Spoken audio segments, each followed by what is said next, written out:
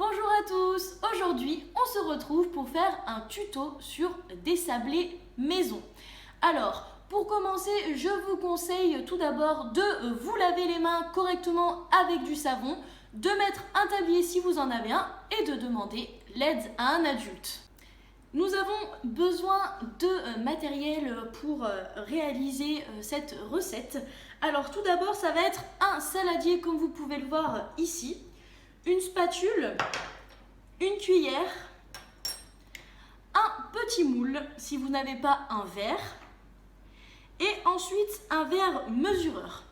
Pour ce qui est des ingrédients, nous aurons besoin de sel, de vanille ou de sucre vanillé comme vous le souhaitez, d'un œuf, de sucre, de farine et pour finir de beurre. Alors, le but va être de tout mélanger en même temps. Il n'y a pas forcément d'ordre pour les aliments. Donc, nous allons commencer avec le beurre. Donc, j'ai mis 125 g de beurre fondu. C'est plus simple si c'est fondu que si c'est dur. Ensuite, nous allons continuer avec le sucre. Le sucre, il en faut exactement pareil, 125 g. Donc, je prends mon verre mesureur.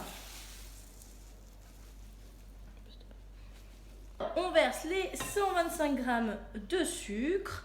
Ensuite, il nous faut 250 g de farine. Donc, pareil, je prends sur mon verre mesureur. Hop. C'est presque la totalité du verre. Hop.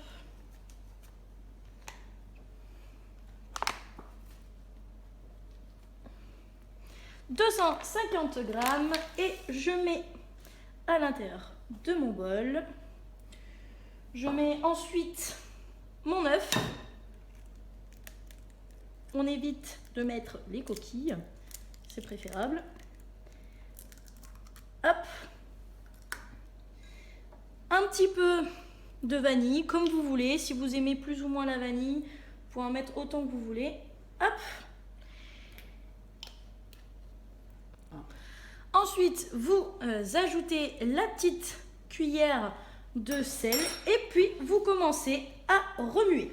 Alors là, il va falloir remuer jusqu'à ce qu'il y ait une boule qui apparaisse, une boule bien uniforme. Et une fois que vous avez votre boule, on passera à l'étape suivante.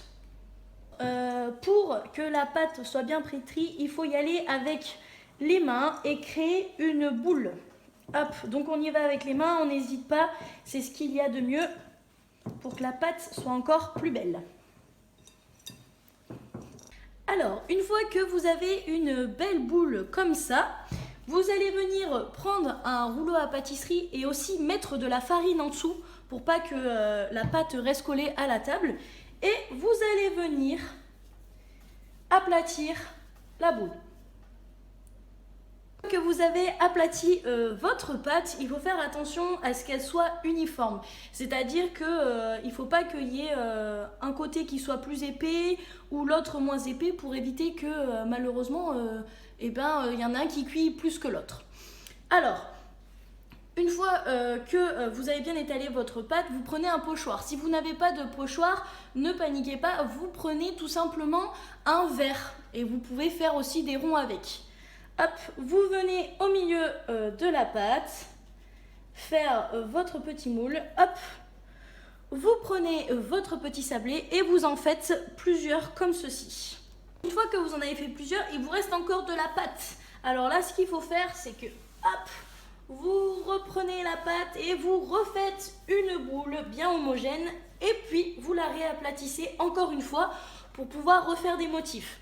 Une fois que vous avez fini vos sablés, vous venez les poser sur une plaque avec un papier à cuisson si vous pouvez, ou si vous n'avez pas de papier à cuisson, vous beurrez tout simplement votre plaque et vous venez poser tous vos petits sablés. Maintenant, vous les mettez dans le four. Attention, pour les mettre dans le four, vous demandez à un adulte parce que c'est très dangereux, il ne faut pas que vous brûlez. pensez à demander à un adulte qui le mettra à 180 degrés et thermostat 6. Et il faut les faire cuire entre 10 et 15 minutes. C'est à vous de regarder comment la cuisson évolue. Une fois qu'ils sont cuits, avec l'aide d'un adulte et avec un adulte obligatoire, vous sortez les sablés, vous les laissez refroidir et vous pourrez les déguster en famille.